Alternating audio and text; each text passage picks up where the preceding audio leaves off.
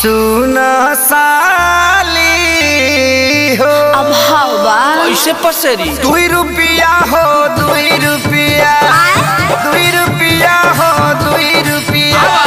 चोली रंगाई दे 2 रुपया हो चोली रंगाई दे 2 रुपया हो साया रंगाई पौने 2 रुपया चोली रंगाई दे 2 रुपया रे साया रंगाई पौने 2 रुपया आया विवेक जी तनी बेंजू पेरी तो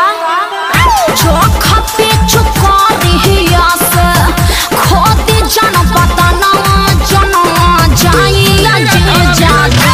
कि जाना वहाँ जाए या जे जागे तो हट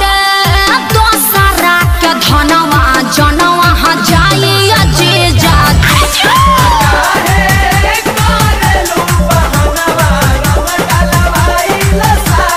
Come on oh yeah हाय रे टके जवानी हजे जो अतना मोलाई करवाए हजारा 2000 तक पूछाओ नइखे लाखों में हम बतियाए ना अरे नहीं करो ना नचनी यार रंग सरे ई तो होली के भेकसी नहीं उड़ी बाबा रंग सरे ई तो खपेरा मसी नहीं दोसर दुआर जाके देखी ओनिया रंग फेंकी छिट्टा मालो ना भेटाई अरे कहता आधा काठा लिख दे हबखे अरे पूरा लिख दे बाकी डालब भर पे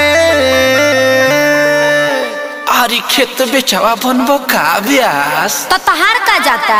2 रुपया हो 2 रुपया फिर उहे बात 2 रुपया हो 2 रुपया चोली रंगाई दे 2 रुपया हो No. चोली रंगाई दे 2 रुपया साया रंगाई पौने 2 रुपया चोली रंगाई दे 2 रुपया रे साया रंगाई पौने 2 रुपया अरे जीजा जी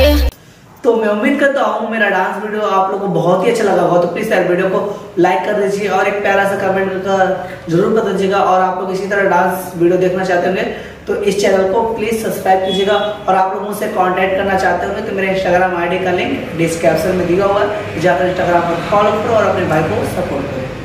लव यू।